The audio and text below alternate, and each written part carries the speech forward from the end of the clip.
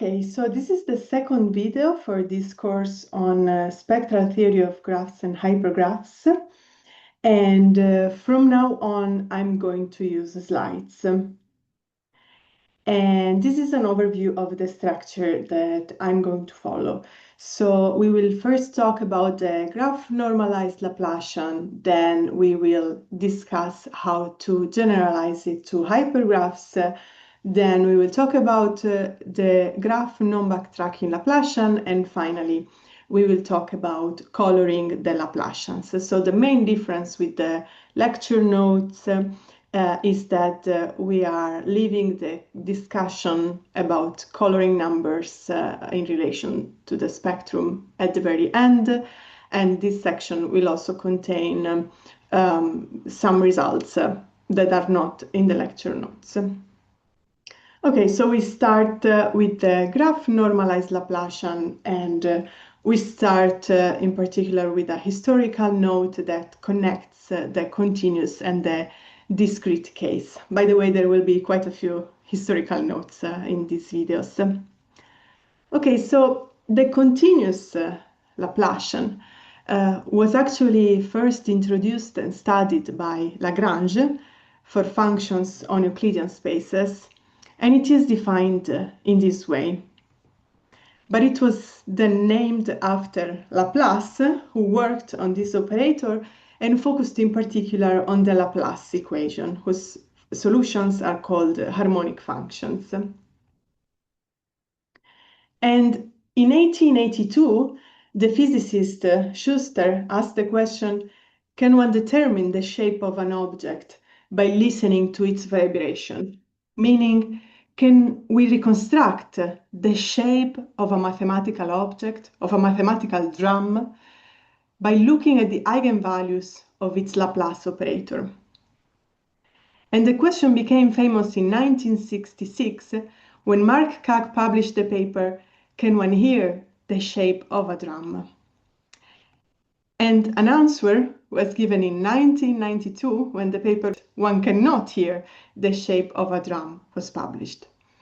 And here the authors showed that for the continuous case, we cannot reconstruct the shape of a mathematical object by looking at the eigenvalues of the Laplacian.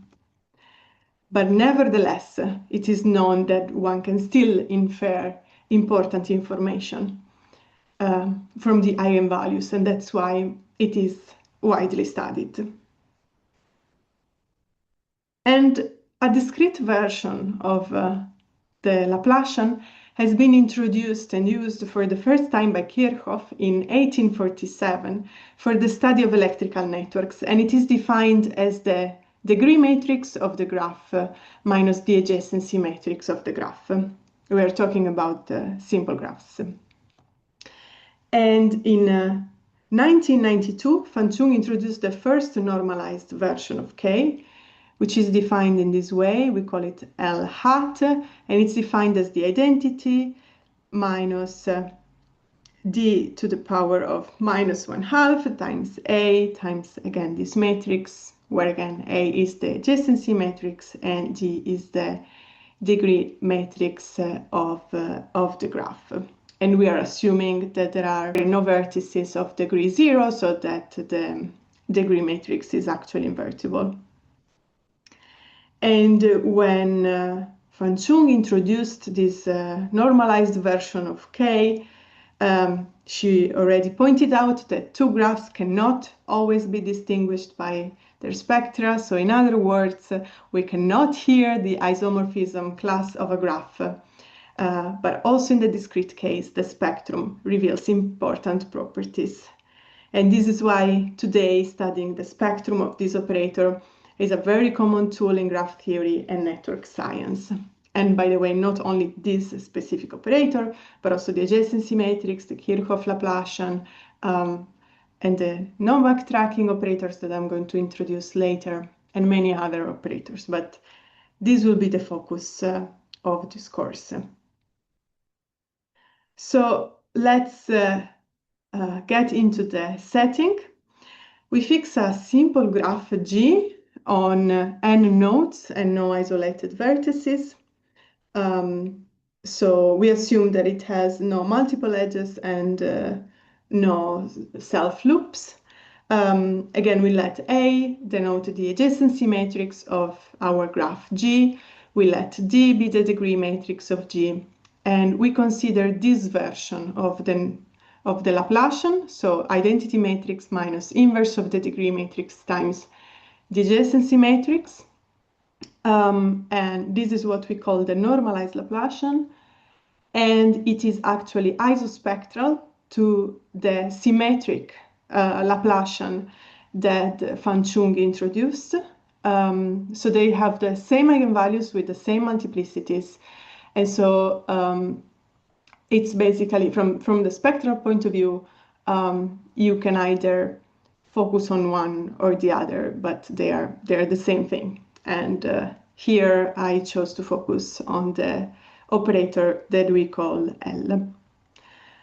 So to summarize the first properties of this operator, L has n real non-negative eigenvalues that are between 0 and 2, and we denote them by lambda 1 up to lambda n. The multiplicity of 0 equals the number of connected components of the graph. So in particular, 0 is always an eigenvalue, and its multiplicity already tells us a structural property of the graph, which is the number of connected components. And the largest eigenvalue also encodes important structural properties, because we know that it is always between n over n minus 1 and 2, and it is equal to n over n minus 1 if and only if the graph is complete, and it is equal to 2 if and only if at least a connected component of the graph is bipartite.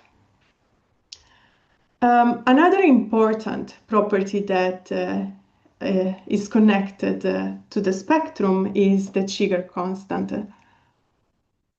So the Cheeger constant of a connected graph is defined in this way.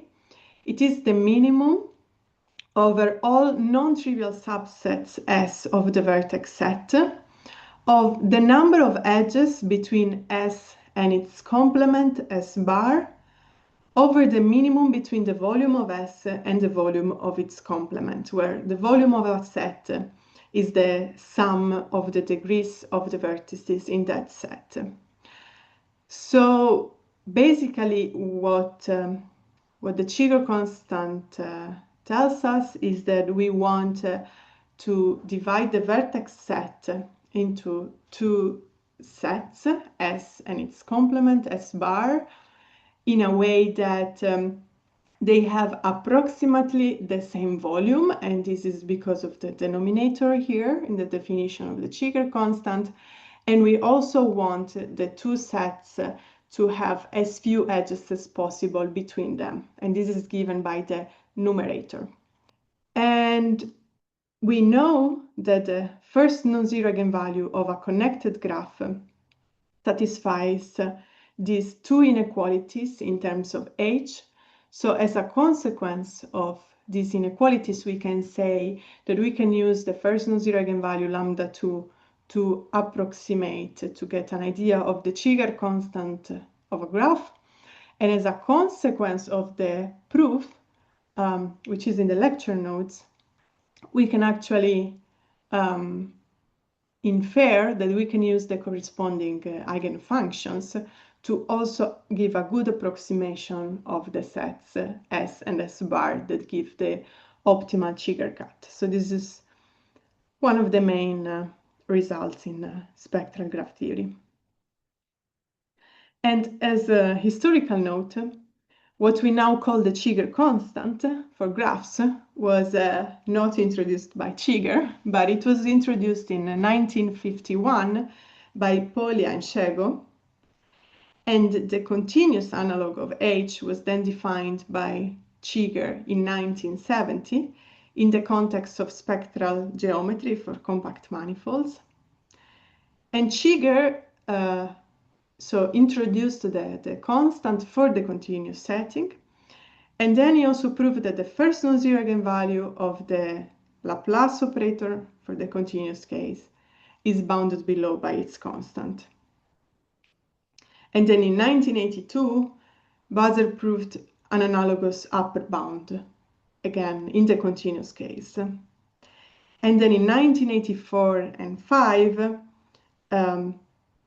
the analogous estimates for the Graf-Chigger constant and for the first non-zero eigenvalue of the Kirchhoff Laplacian were proved for a connected graph. So I think this is an interesting historical note because it really mixes the continuous and the discrete case, because the constant was first born in the discrete case, then it was translated into the continuous world, and the two inequalities were first shown there, and then they were translated into the discrete setting. So I find this very interesting. And the last thing I wanted to mention in this section is this result that I proved together with Jürgen Jost and Dong Zhang. So we showed that if we have a connected graph on at least 3 vertices, and we let epsilon be what we call the spectral gap from the value 1, so this is the minimum over all eigenvalues lambda I of the distance between 1 and lambda I, then the spectral gap is less or equal than 1/2, with equality if and only if G is either a petal graph for n odd, so this graph on the left, or a book graph for n even, so this graph on the right. As a consequence of this result, we have that petal graphs and book graphs can be completely characterized by the spectrum of their normalized Laplacian. And this is nice because petal graphs, which are also called, by the way, Dutch windmill graphs, fan graphs, or friendship graphs, they are famous because of the friendship theorem, which was proved by Paul Erdős, Alfred Rényi, and Vera Schoch in 1966. And for a long time, it has been an open question whether petal graphs can be characterized completely by the spectrum of a graph operator. And in 2015, it has been proved that among all connected graphs, petal graphs are uniquely determined by the spectrum of the adjacency matrix. But then you need also the assumption that the graphs are connected. While as a consequence of our theorem, we can say that if we take the normalized Laplacian instead of the adjacency matrix, then petal graphs are completely characterized by the spectrum. And as I already mentioned in the introduction, this result appears in the lecture notes, but instead of putting the entire proof, I just gave a summary of the proof so that you can get the idea of the method. Okay, so this ends the part on the normalized graph Laplacian.